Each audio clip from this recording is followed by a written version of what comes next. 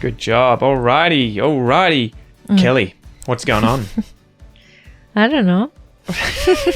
You are so not keen to do these episodes, No, aren't I you? am, but you Jesus. start with the most random question, like You said don't make the questions hard, so I said what's going on? You just have to give There's the a lot generic going response, on, but not I don't know much. what you want to know about. No, but that's one of those things with Australian greetings, right? When you say, oh, hey, what's going on? You don't have to give me your life story. You just say, not much, you. Okay, not much. Isn't it the same thing in Portuguese? Yeah, sort of. Yeah. So, Kel, what's going on? Not much. I was actually thinking, what are we talking about? Bilingual babies. Bilingual babies, yes. So I thought we could give a little update on Noah's development and his bilingualism, how our bilingualism is going, and our approach to things. Your thoughts on his evolution as a future polyglot. Who knows? Who knows? I would say probably 70% of what he says is English. I know, that little bastard. And the rest is Portuguese. But he understands everything in both languages. So I don't know what's happening in his brain. We should probably start from the start. So he was born in 2018, June. So he is 19 months old. He's 19 months old. So, yeah, a bit older than 1.5. From the restart, our sort of method that we were going to stick to was Portuguese at home only. Portuguese from both of us only to him. Yeah. And he would get English from everyone else. Yes. And a lot of people were always like, oh, you should try and do English, Pete, and Kel can do Portuguese. But I was like, he's seeing his grandparents 3 or 4 times a week. Yes. He's seeing all these other people and he's speaking English with them permanently.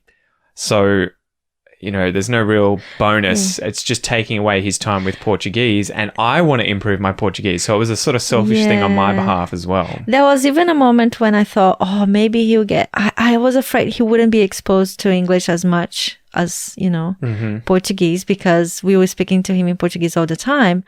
But that's not the case. Yeah. Well, as your father is always saying... We might be speaking to him in Portuguese all the time, but the rest of the world, his language is English. Yeah. So, well, the TV shows, everything, people he hears outside, daycare, music, everything. But it's worked pretty well. How do you want to sort of? How should we sort of? Yeah, explain how it's been going. Initially, it was that he was getting Portuguese. We were watching a lot of TV shows in Portuguese, obviously speaking just in Portuguese at home. It had the added bonus effect of helping me improve my Portuguese, which was great, at least conversational Portuguese. And then I think after he got to the point of being able to sort of walk, so maybe around 12 months, when he would then spend more time with my parents, especially, you would leave him there for half the day or the day and we would go do other things. I think that's when his English started to really pick up, didn't it? It took off, yeah. And then I do think that daycare has really affected his English, his language sort of skills. Yeah. Because since he started there, he comes home with a new word sometimes and he says things like, let's go, or other things that we didn't actually actively try to teach him, as opposed to sorry or thank you, things that you try and teach your kids, but let's go is like random. Well, and it's so funny how many times we say vamos, which is Portuguese for let's go, and I'm always saying like vamos Noah, vamos, let's go, come on, let's go outside, vamos lá fora, let's go outside. And he gets it, but he never repeats. He never says aloud, vamos. But he says let's go. But now he says let's go, and you just pull that out of nowhere, and you wonder because it's like he hears once a certain thing and then he just starts saying it all the time. And it so is really it's funny. cute. Yeah. And other things like he just says a lot. He's just starting to put words together. Into sentences like and fruit. phrases. This morning he said mo fruta. So he's mixing the languages too. Mo fruta. So he wants more fruit. Yeah. Things that it's so interesting. He says dada cá, putting 2 words together. That was cool when he suddenly started doing that, like creating his own grammar effectively, right? Where he had the word dada for me, for dad, and he had the word car or carro for car. And then he didn't really know how to make it possessive or anything. Like he doesn't say, let's go outside to play with dad's car. Yeah. But he'll point and say dada car or dada carro. Yeah, vovô carro. Yeah, and the same thing with granddad's car, vovô carro. Yeah. And you're kind of like, that's so interesting seeing how without obviously explicitly teaching him any grammar, he then is like, I need to say, he has this intuitive sense of I need to say these words together to make sure the message that my parents or whoever gets is that car is the one that I want to go to. And it's really cool seeing that evolve, right? And he's been saying so many things that sometimes I'm like, I don't ever remember trying to teach. And the tricky thing is he's listening so closely, and it's pretty much repeating everything we say. He picks out words. Yes. So if you say... So you got to be careful with swearing. I have to keep avoiding it. Sometimes it comes out of my mouth and I'm like, oh, Don't do it. Yeah. But he's just paying so much attention and just saying things like random stuff. And yeah. I think you see how much their brains are just sponges. Yeah, pretty much. And that it is interesting. I think I had that moment where you say something to him and you can see in his eyes that he 100% gets what you're saying. Yeah, well, no, but he understands you, right? He understands you, yeah. You'll be saying something like, what was it? He was sitting in his chair the other day and I was saying in Portuguese to him, like, are you finished? And he just says no. And he just says no to everything. So you'll be like, do you want more? No. Do you want to get down? No. And you know that he means yes. Yeah. But then I asked him a series of these questions and it was like half tricking him, trying to get him to say yes, because he never says yes. Sing, yes. And then I think the last question I said, like it was, are you finished? And it was like, no. And I'm like, if you don't want to eat anymore and you want to get down, you need to say yes. And he just looked at me and was like, yes. Yeah. And I was like, damn, there's a lot going on behind the eyes. I remember telling you this because I spent more time with him and I probably got the very early stages of that before you. And then I remember telling you that he understands, he looks at me and I know he understands what I'm saying. But now I think it's just part of, him, and everyone can see that, like whatever you're saying, he understands. Or you don't do this, or you come here, those things, he just gets it. Yeah. Whereas before it was like, he has no idea. Yeah, there was either complete ignorance, or the fairies. Exactly, or he was just had no idea. You'd see his eyes glaze over, or he would focus on something else. But as it comes, he's learning that he can choose. Like, so he's saying no a lot, and then if he wants something, I don't know, it's probably like, why can't I have it? Well, it was funny because it was almost like being a Jedi, doing that Jedi mind trick where you would just say to someone, you will give me this. Yeah. And so you could just say to Noah, can you give me the car? Yeah. And he would just pick it up and give it to you. And I think at that stage, he didn't realize that he had an option. And now he's looking at you like, no. Yeah. No. Now he's almost loves doing that more where, it's actually, I can do the opposite of what you want. And so you have to play the reverse psychology sometimes and be like, we're not going to do the thing that I want you to do. We're not going to have a bath right now. And he'll be like, all right, I want to have a bath. And you'll be like, gotcha. It's so cute. He only just like in the morning, you wake up and you have a shower, banho. And then I think he did it in this house once or twice. And now every morning he's like, banho. And then he goes and wakes you up because he wants to get in the shower with you. And and every morning he wants to shower with me. Yeah. I don't know. He's obsessed. But so what would you say to listeners right now who have moved to Australia and have young children that they're trying to raise bilingually?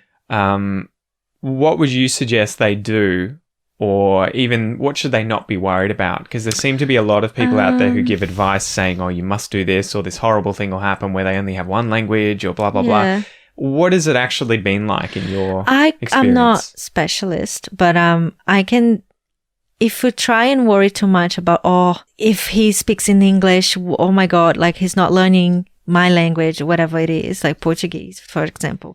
He's not getting it. Like I must make sure he only says stuff in English or in Portuguese, or he's replying to me in English, it's going to happen anyway. You just have to make sure, I think, your kid sees like the purpose of the language you're trying to get them to learn. Like for Noah, it's like my parents speak Portuguese. Yeah. And he comes back speaking English from daycare or his grandparents' place. But when we speak to him, it's in Portuguese. So he might even reply in English, but I'm sure he's getting it. He's learning and he knows. If you ask him, where's your head? And then you ask him in Portuguese, cadê sua cabeça? He'll point to the same place. So he knows. It's just we can't force him to reply to us in Portuguese, but I know that he's getting it. So that's the most important thing for me. I think it's not being too worried about and mixing it all up as well. Yeah, because It's just not, he'll work it out in the end. Yeah. He's that switched on where you can just speak to him in Portuguese and he gets it. And then he just responds with whatever it is that's the easiest or quickest thing to say to get the message across. And he knows we both speak English as well. Yeah. Because he hears us and sees us speaking it all the time when we're with other people. And so as well, I don't think you're screwing the child up when they end up replying in different languages to you, especially when they know you speak both those languages. Absolutely. And at the moment, it seems like he just picks the easiest words to use, the shortest, which ironically tend to be English, right? Yeah. So we had that happen with up and down. And the thing that I find interesting with fruit, for example, I always call raisins fruta. I don't know why. I just say fruta. Tends to be the fruit that he eats. And then he just calls it fruta. You know? Yeah. I could say fruit or I could say raisins. And he would say, we use those words, but because I'm saying fruta, he's like, that's what mom means and that's what I want. So I think modeling, it's a good thing as well. Like we do speak in English sometimes, especially when we have people over. So he says that if he says car and he's saying carro and he's saying dada or daddy and papai. So he just he's just using what's easier or depends on who he's talking to. And if we name one thing car, let's say car, and it becomes car, and he doesn't really know, is it English or it's Portuguese? He's just gonna call it car because that's what he is around him. I would love to know what's going on inside his head. Yeah. Like, does he think he just speaks one language that happens to have all these multiple ways of saying the same thing, but you just use different accents? You know, because I can imagine that he sees the world so differently from how you and I do, having learnt foreign languages much later in life. And so it's going to be really interesting to see how he goes maintaining this and everything. The other cool thing that I guess we've been trying to do is making sure that we have a lot of other Brazilians and their families hang out with us so that he can see other children speaking that language, interacting with their parents. So it's trying to show him and make sure that as we raise him with both languages, that they're both useful. Yeah. Because English is going to win out. And we need to make sure that he doesn't end up a child who thinks that it's just his geeky, annoying parents who, embarrassingly always speak to him in this one language. It's more, you get to expose him to music and TV shows, families, other friends, children using the language and seeing, actually, this is a tool that I need to maintain and that has a function. I like that. Will be useful. Yeah, I need this language, and I just don't have to learn it. I actually need it. Yeah. I don't know. We can only hope that he'll, speak Portuguese and as good as English, and one day we'll go to Brazil and you'll be able to talk to people, and who knows if he one day decides to live there, or who knows. It's just something we can hope for. Yeah. I don't think there's any real downside to it, really. No. I think, and it's funny because in Australian history, at least, I think that from my dad's generation, there was a big pushback against immigrants who'd come to Australia. The children of these immigrants would quite often then go to school and then almost refuse to speak the language because they just wanted to be Australian. Okay. They were very embarrassed about being migrants. They just wanted to fit in. And so a lot of the time the language was kind of lost. Yeah. I think also because a lot of the migrants that came over kind of didn't end up picking up much English. And so you'd have these two worlds kind of really separated. And I think that's the key to, it's just to kind of make sure that these things are blended together, but still kind of both distinct and useful. Yes. And also you have to make it fun.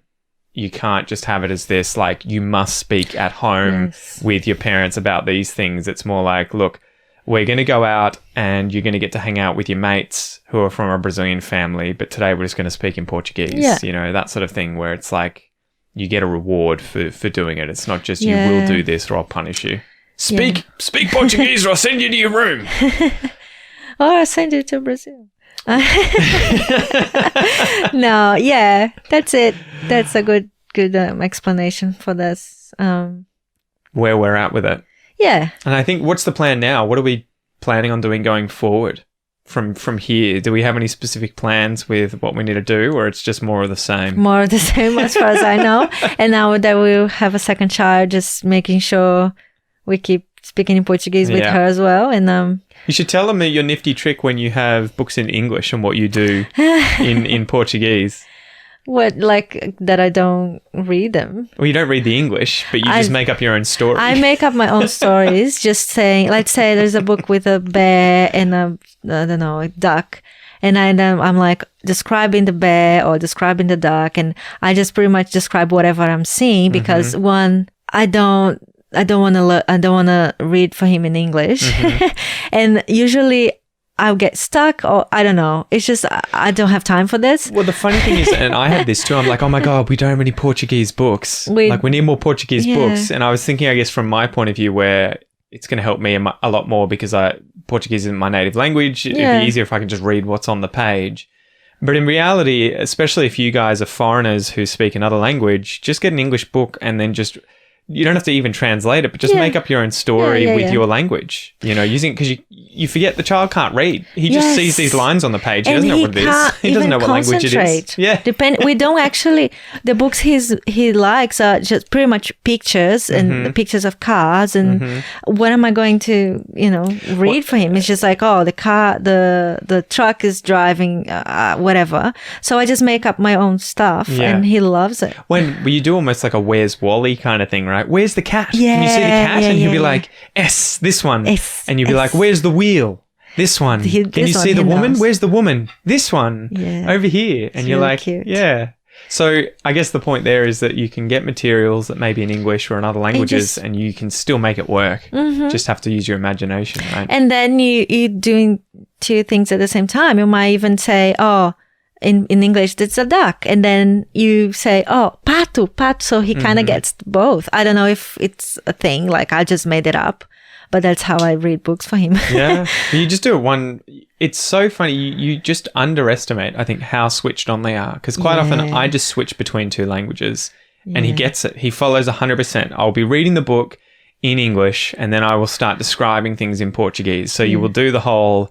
there's a rat in a cage and blah, blah, blah. And then after that, you'll be like, oh, onde está o rato? Like, where's the rat? And then you'll just use all this other language and then switch to the next page, go back to English. And he just follows along 100%. Yep. And it's all time on the mat. It's all, training. It's all helpful in terms of helping both languages, I think. It is, but it is really cute to watch them developing language and it's really cute. I love when we are not expecting him to repeat something we say and he just do it. Yeah. He does it, sorry. I don't know, the other day he said, nope.